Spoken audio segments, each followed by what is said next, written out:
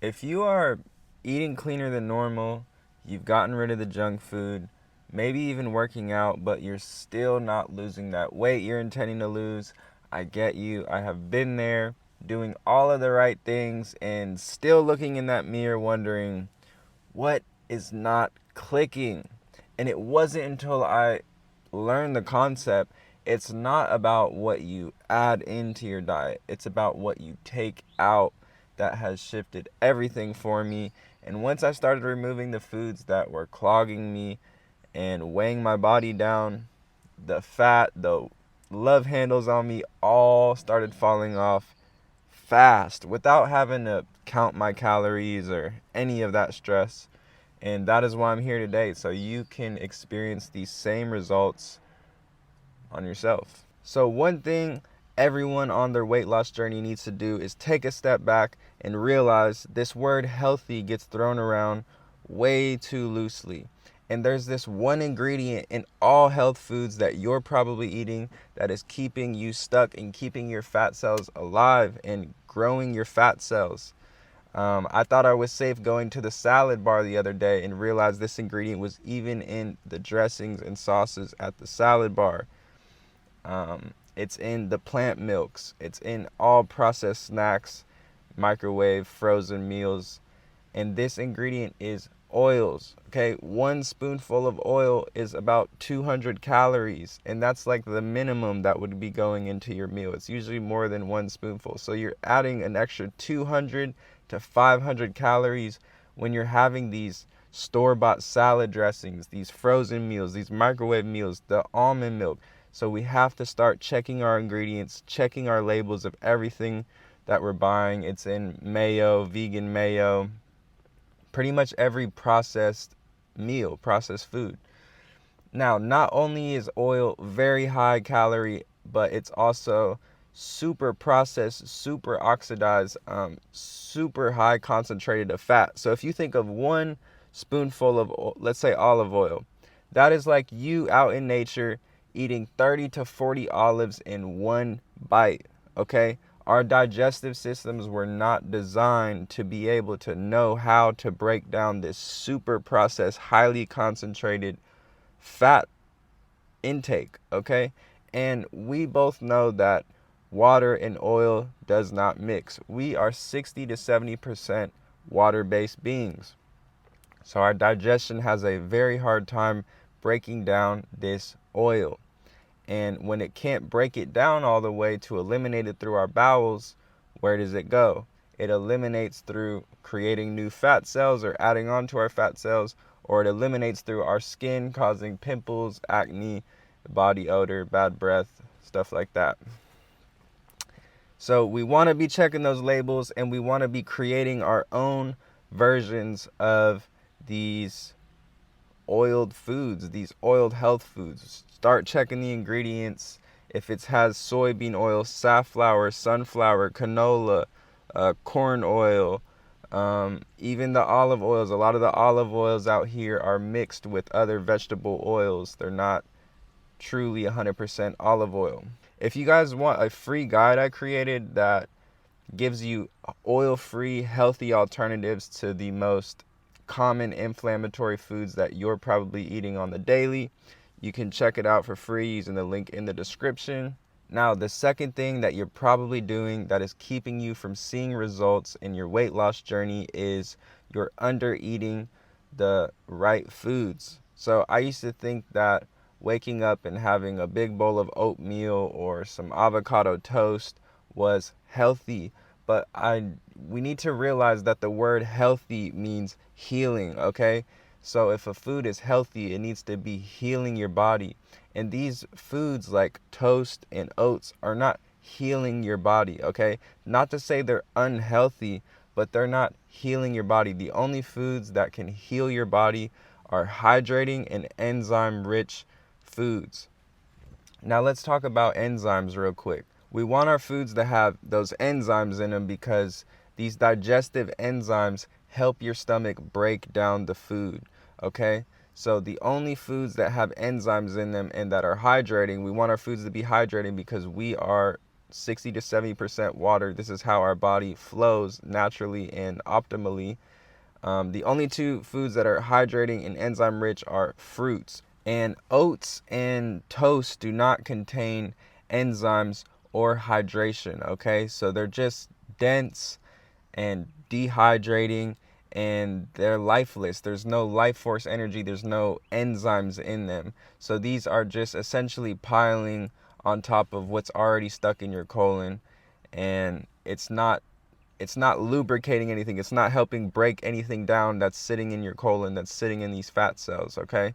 Now, the only foods that contain these enzymes and the hydration is fruit, okay? Not to say that all other foods are unhealthy, but if we're talking about foods that heal the body, these are enzyme-rich, hydrating fruits. So when you have a ripe bell pepper straight out the garden, straight out the produce section, these contain living digestive enzymes, okay? And what these do is help your stomach. Once you consume it, they help your stomach break it down. But as soon as you cook that bell pepper, you destroy the natural living enzymes in them, and now your stomach acid has to overcompensate because there's no enzymes there to help it. Now, most of our diet is primarily cooked. If you're out here in the Western world, you eat a cooked food-based diet. Now, this is enzymeless food. So your stomach has always been overcompensating to break down these hard to digest foods with no enzymes in them, correct? Now, what that does is it weakens your stomach acid. So when your stomach acid is weak, not all of your food gets digested. And if our food cannot break down fully in our colon and eliminate through our bowels, through pooping, where does it go? It turns into fat cells. It creates new fat cells. Or, like I said, it eliminates through our skin, body odor, sweating, pimples, okay? So we want to get these fruits in, preferably in the morning. Fruits digest the best on an empty stomach, not paired with any other foods like nuts or cooked food. So swapping your breakfast for fruits is going to start lubricating your colon, start hydrating your cells, and start prepping your digestion for the day to break some of that food down that has been sitting in your colon. You're not cleansing any waste that's sitting in your gut. You're not lubricating your colon, okay? We need these internal cleansers, these fruits, to hydrate us, to cleanse us, to detoxify what's sitting in our digestive tract.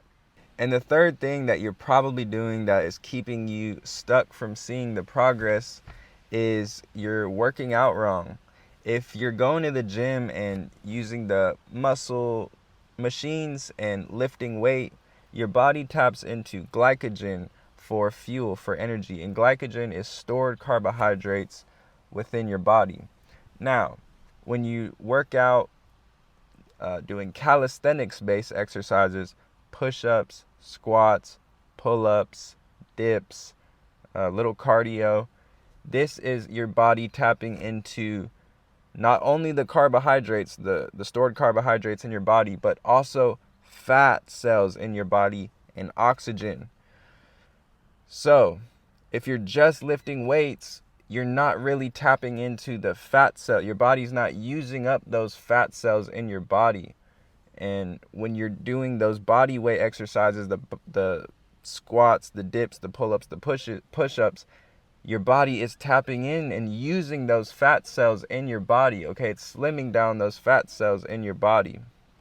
So not to say to not lift weights, but if you switch from doing mostly calisthenics and just a little weight lifting at the end or beginning, you're going to be tapping into more of those fat cells, utilizing the fat on your body.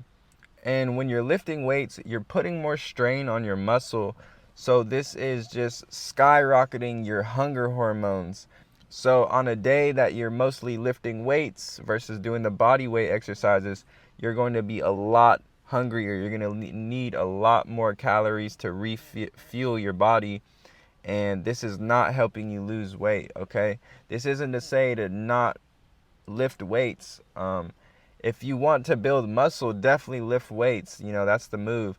But if you're trying to lose excess weight on you, you want to do more calisthenics, more body weight exercises. You're using your whole body. You're tapping into more of your fat cells instead of just trying to grow muscle like you are with lifting weights. And yeah, so to recap, get rid of the oils out of your diet. Start checking those ingredients. Start checking your labels. Start throwing away everything that has oil in the ingredients and start recreating your own versions of your favorite foods at home, oil-free. Number 2 is to start swapping your breakfast for fruit-based breakfast to hydrate, lubricate, and cleanse the waste, that instead of piling on top of the waste with the dense, dehydrating, cooked breakfast. And number 3 is focus on the body weight exercises when you do work out versus lifting weight. This is spiking up your hunger hormones, and it's not tapping into your fat cells like you are with body weight exercises and cardio. And yeah, hope you guys found this valuable. Drop a comment if you have any questions or concerns or comments you'd like to make on this, and I'll respond to it.